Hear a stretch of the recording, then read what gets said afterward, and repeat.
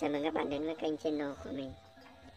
Hôm nay thì mình sẽ dẫn các bạn đến thăm con trâu nhà mình nha.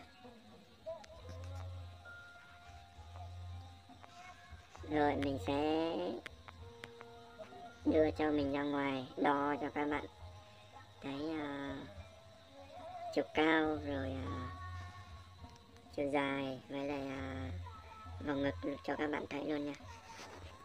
Và ai có nhu cầu muốn sở hữu con trâu này thì liên hệ với mình nha.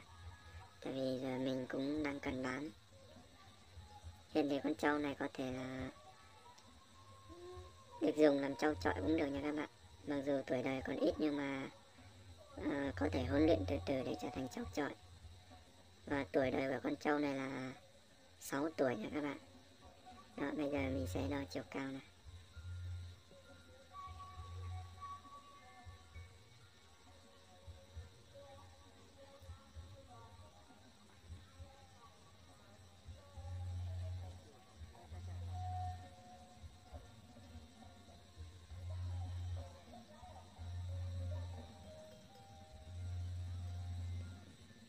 Chiều cao là 1m45 nha các bạn. Rồi mình sẽ đo chiều dài nhé, từ cổ cho đến mông nha các bạn.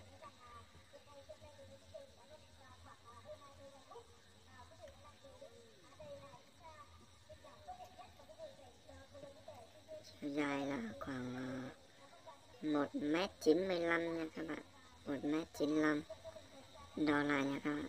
Đấy, chưa chính xác. Đó, khoảng 1m95. Dao động là vậy.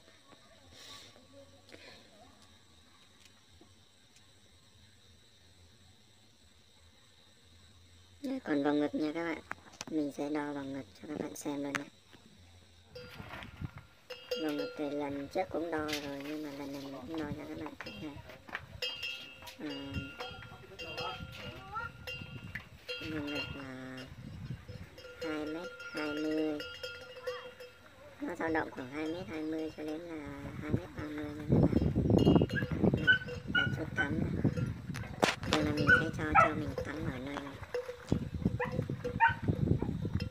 Nước mình không phải là nước bơm trực tiếp lên lông của con trâu, nó không có cứng cáp và không có nẹp nữa.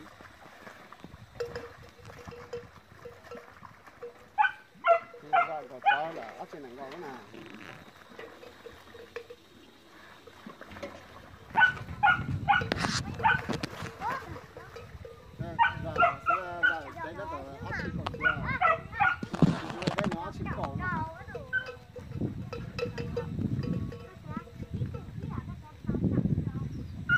Ai có nhu cầu mua thì liên hệ với mình nha các bạn. Mình về nhớ chùa lên lại mình thấy là mình về nhớ chú là đó tuổi tuần chú chú tuổi chị ăn mà chú tin là sao rồi nó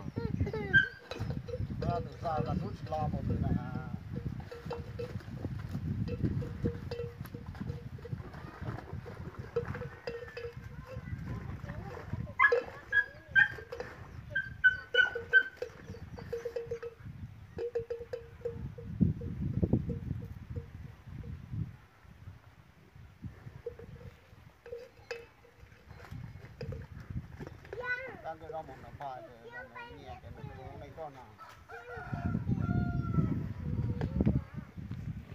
đó cái nhau thế nào đó giờ nữa cho nó từ sau ra cũng không sao có cái gì tao nó chả nhát nữa à nó sau nó cao tả các bạn sao vậy thu nào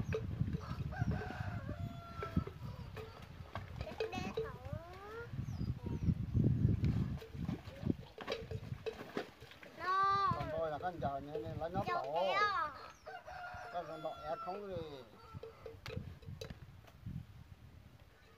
bây giờ tập vớt cho giò lắm mà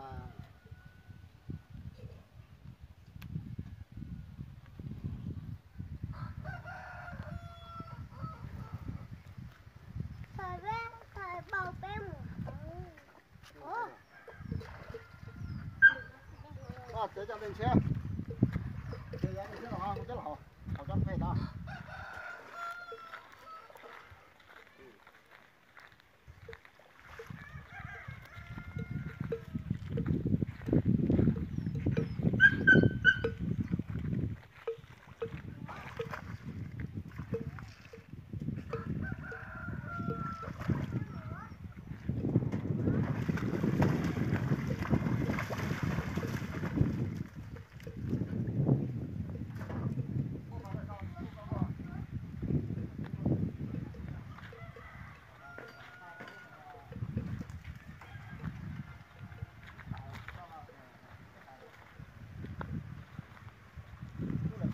đó